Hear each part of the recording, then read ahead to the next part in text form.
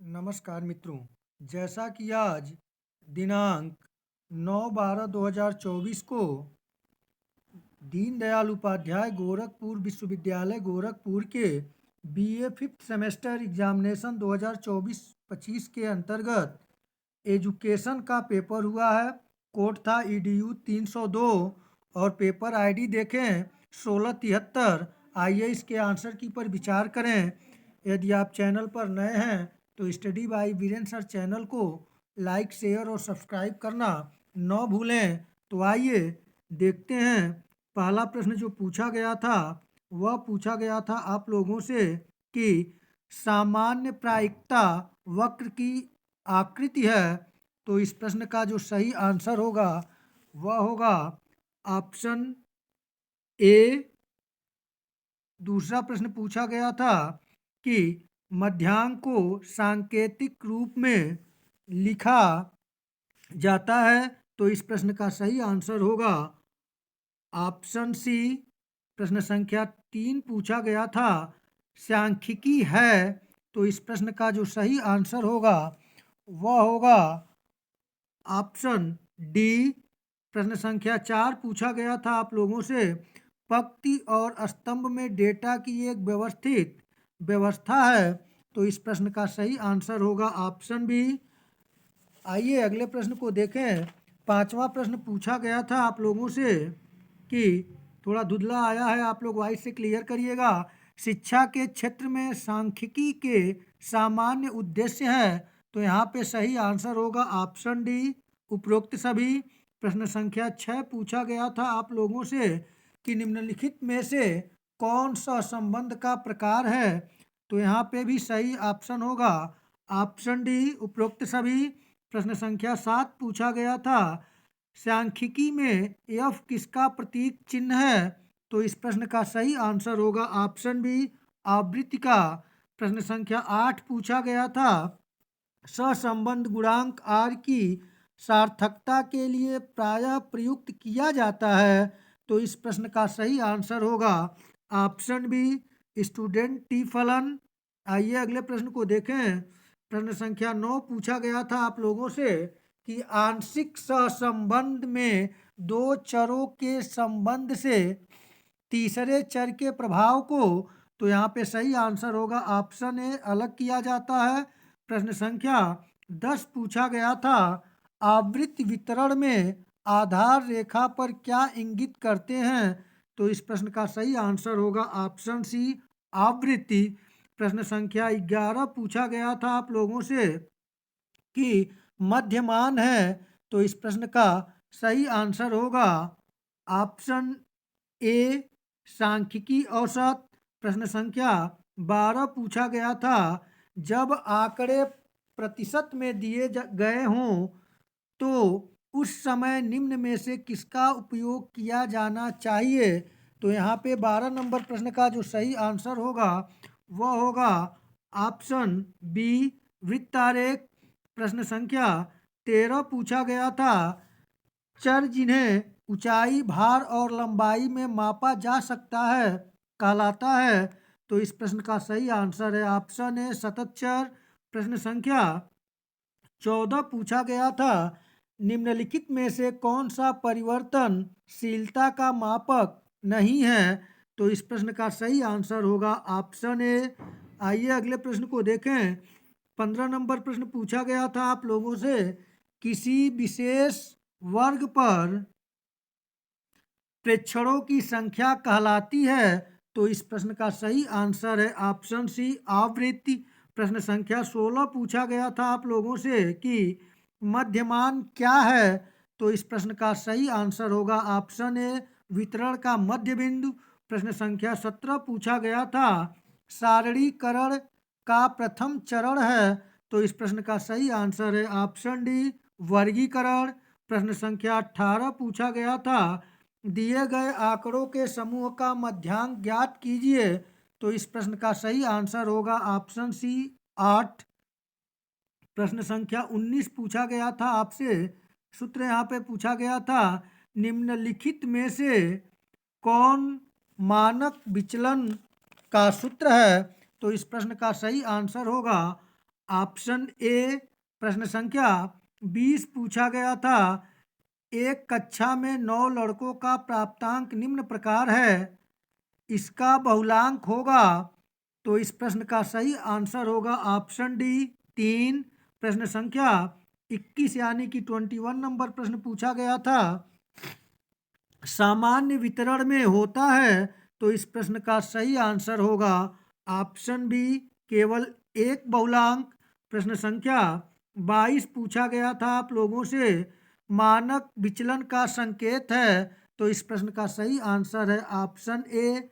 प्रश्न संख्या 23 पूछा गया था, निम्नलिखित में से कौन केंद्रीय प्रवृत्ति का मान नहीं है। तो इस प्रश्न का सही आंसर होगा ऑप्शन डी चतुर्थांक। आइए अगले प्रश्न को देखें।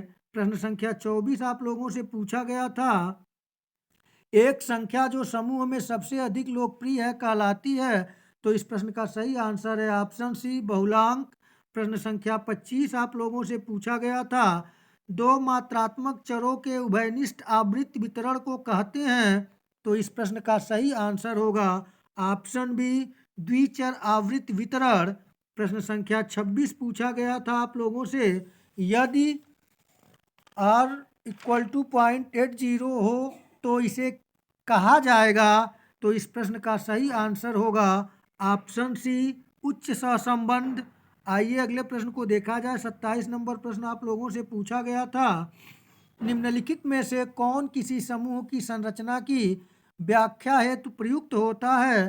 तो इस प्रश्न का सही आंसर होगा ऑप्शन बी वृत्त चित्र। प्रश्न संख्या 28 पूछा गया था आप लोगों से, दंड आरेख को कहा जाता है। तो इस प्रश्न का सही आंसर होगा ऑप्शन डी स्तंभ रेखीय। प्रश्न संख्या 29 आप लोगों से पूछा गया था कि गुणन आघूर्ण सहसंबंध का प्रतिपादन किया था। तो इस प्रश्न का सही आंसर है ऑप्शन सी कार्ल पियर्सन। प्रश्न संख्या 30 पूछा गया था कि किसने कहा सांख्यिकी गणना का विज्ञान है। तो इस प्रश्न का सही आंसर होगा ऑप्शन ए बाउले। प्रश्न संख्या 31 पूछा गया था, स्पीयरमैन श्रेणी सहसंबंध गुणांक का सही सूत्र कौन सा है। तो इस प्रश्न का सही आंसर होगा ऑप्शन बी। आइए अगले प्रश्न को देखें। 32 नंबर प्रश्न आप लोगों से पूछा गया था कि पूर्ण धनात्मक सहसंबंध है। तो इस प्रश्न का सही आंसर होगा ऑप्शन ए। प्रश्न संख्या 33 पूछा गया था आप लोगों से कि सहसंबंध गुणांक का मान हो सकता है। तो इस प्रश्न का सही आंसर होगा आपका ऑप्शन बी। आइए अगले प्रश्न को देखें। प्रश्न संख्या 34 आप लोगों से पूछा गया था, निम्नलिखित में से कौन सामान्य प्रायिकता वक्र के लिए सही है। तो इस प्रश्न का सही आंसर होगा ऑप्शन ए। प्रश्न संख्या 35 पूछा गया था, सामान्य प्रायिकता वक्र का प्रसार है। तो इस प्रश्न का सही आंसर है ऑप्शन सी ए और बी दोनों।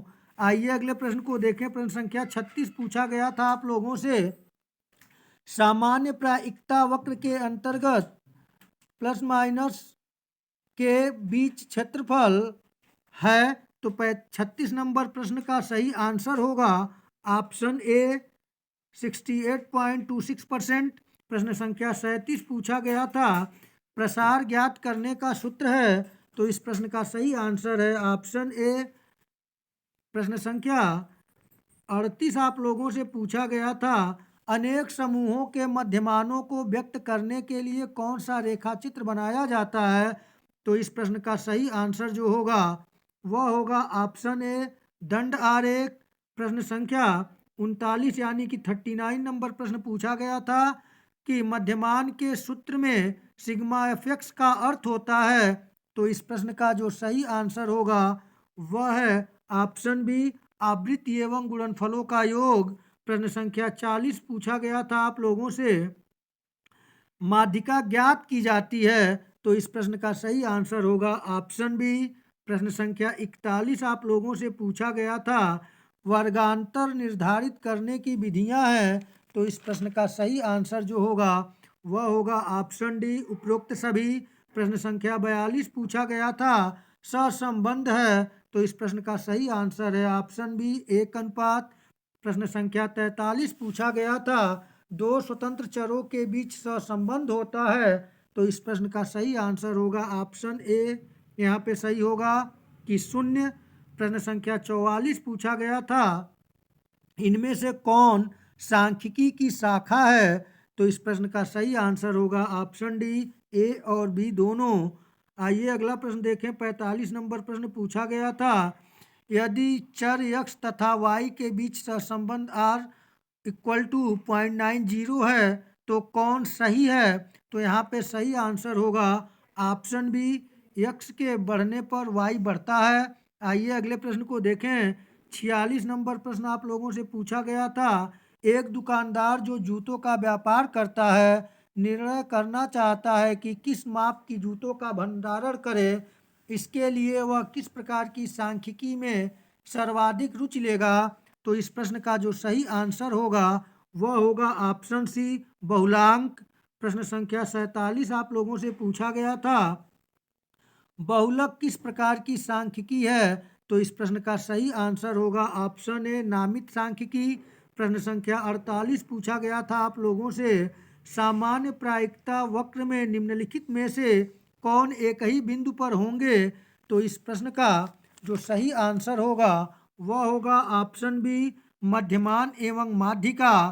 प्रश्न संख्या 49 पूछा गया था आप लोगों से कि प्रसरण मानक विचलन का होता है, तो इस प्रश्न का सही आंसर होगा ऑप्शन सी, वर्ग। प्रश्न संख्या अंतिम और 50 नंबर प्रश्न जो पूछा गया था यह प्रश्न था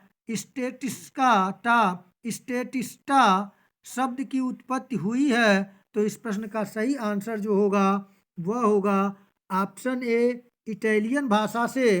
तो मित्रों इस प्रकार से मैं समय थोड़ा जल्दी लिया कि जल्दी जल्दी आंसर बता दें, क्योंकि आप लोगों का पेपर देने के बाद ये उत्सुकता बनी रहती है। आप लोग अपना क्वेश्चन पेपर आंसर मिला लें और अगले पेपर की तैयारी करें जमकर कि आपके अन्य जो पेपर हैं वो बहुत अच्छे हों। इन्हीं शुभकामनाओं के साथ नमस्कार।